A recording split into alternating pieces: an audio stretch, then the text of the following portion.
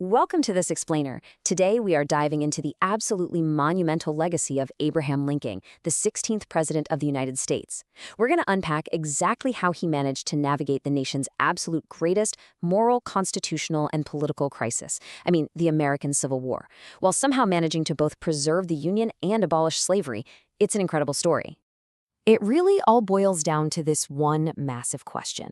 How did a self-taught frontier boy lead a fractured nation through its absolute darkest hour? It's the ultimate unlikely hero's arc. We so often look at historical figures as if they were just destined for greatness from day one, right? But Lincoln's rise to power literally came from absolute obscurity.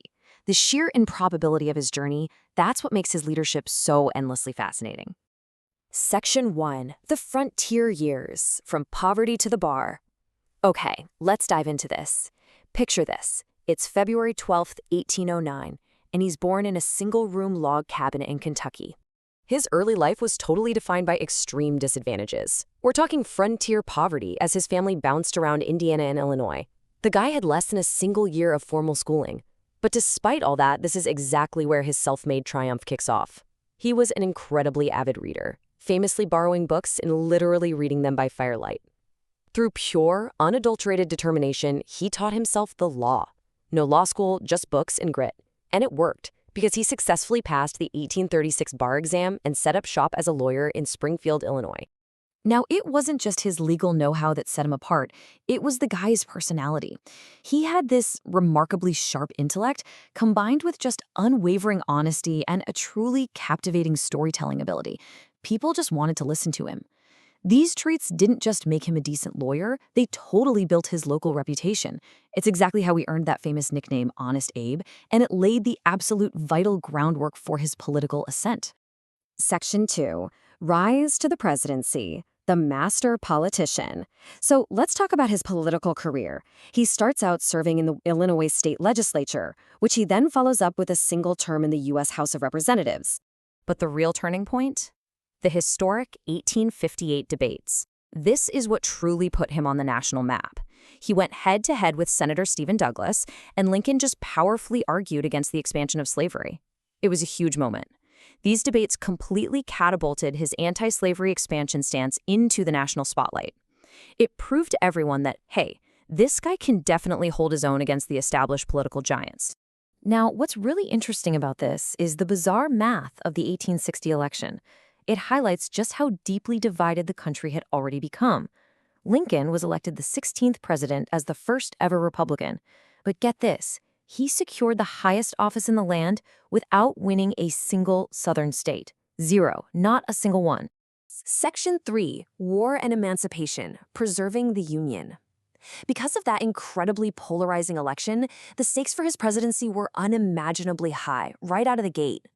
Let's move to and see how this builds into a rapid, terrifying domino effect. Almost immediately following the 1860 election, 11 Southern states secede to form the Confederacy, and by April 1861, the Civil War sparks. Just like that, the fractured nation was plunged into a totally grueling 4-year conflict. Throughout this intensely chaotic period, Lincoln had to rely on exceptional political acumen and really strategic leadership just to keep the fractured North united. But he didn't just manage the military conflict. He executed what we can only call a strategic and moral masterstroke. On January 1st, 1863, Lincoln issued the Emancipation Proclamation. This was an order changing the federal legal status of enslaved people in designated areas of the Confederacy from slave to free. This was him using his pure political genius to formally begin abolishing slavery, all while continuing to hold the North together. I want you to really take in this number, 3 million. It's almost hard to wrap your head around, right? This represents the sheer human scale of the Emancipation Proclamation. With that single order, he changed the legal status of more than 3 million enslaved human beings. It was a monumental, literal game changer for the entire fabric of the nation. Later that exact same year, on November 19, 1863, we get another very significant but much, much smaller number, 272. That is the entire word count of his most famous speech, the Gettysburg Address. It was incredibly brief. You could read it in a couple of minutes, but its impact was absolutely staggering.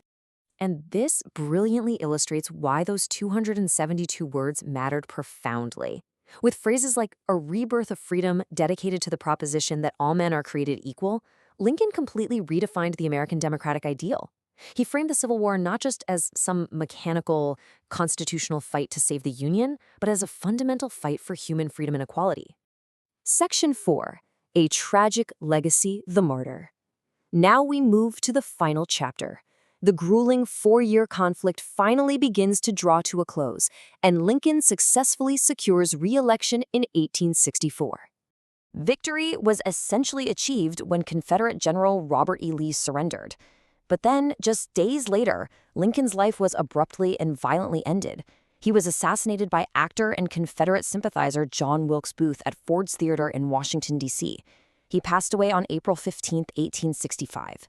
It's just a brutally tragic end right at the moment of triumph. So, the crucial point is this. Lincoln tragically died before he could witness the Reconstruction era. But his achievements? They were already totally cemented in stone. Through his incredibly steadfast leadership, he preserved the United States, abolished slavery, and permanently altered the course of American history. I want to leave you with this final, truly provocative thought. How might the Reconstruction era have unfolded if this self-taught frontiersman had lived to guide it? It's honestly one of history's greatest what-ifs. Lincoln pulled a completely fractured nation back from the brink of total collapse. What he achieved literally changed the world. What he might have done next? Well, that is a question that continues to spark our curiosity about American history today. Thank you so much for joining me in this explainer.